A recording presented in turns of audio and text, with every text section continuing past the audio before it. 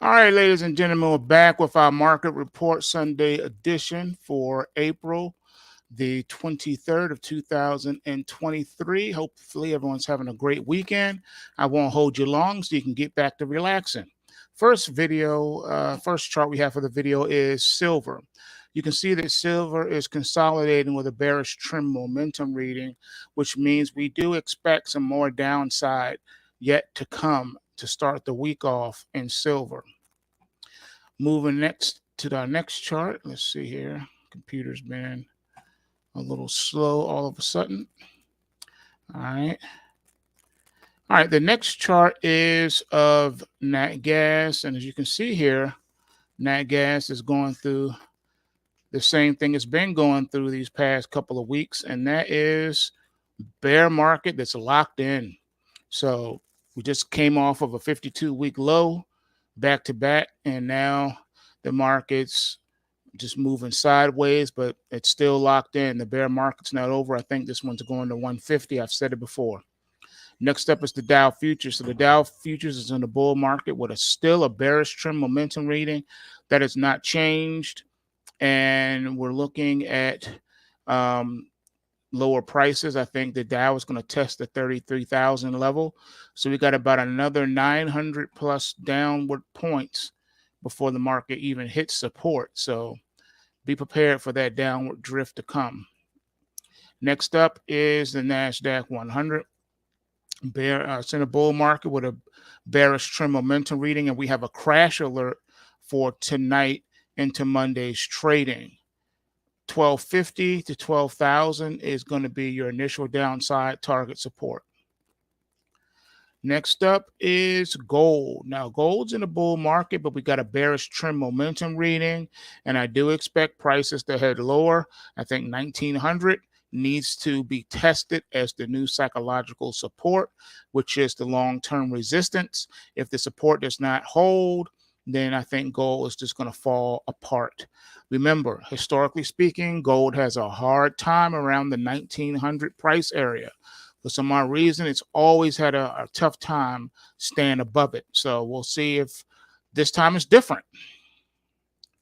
Next up is the S&P 500. So the S&P 500 is also in a bull market, but a bearish trend momentum reading.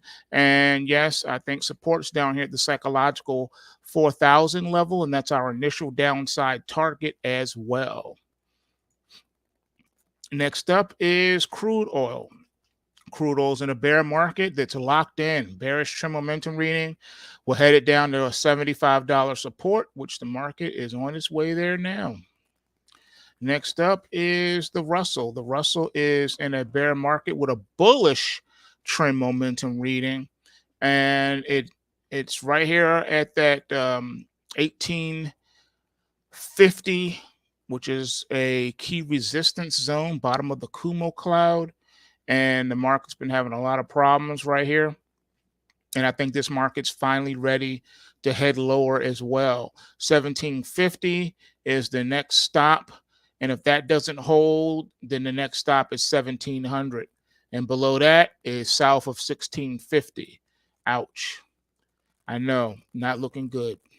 Next up is the US dollar index. It's in a bear market with a bullish trend momentum reading. Market's been moving sideways flat here. So I'm anticipating that the market's going to continue to do that. It's a wide trading range. 103 is the bottom of the Kumo cloud resistance, and 101 is the support. So you got a 101 to 103 trading range, 2-point trading range in the dollar, and I anticipate that's going to continue for some time.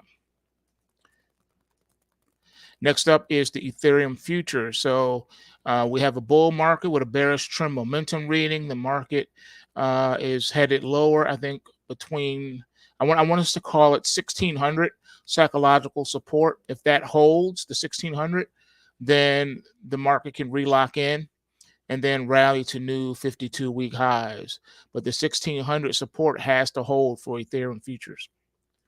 Next up is the Bitcoin futures. Now, Bitcoin futures is in a bull market with a bearish trend momentum reading as well.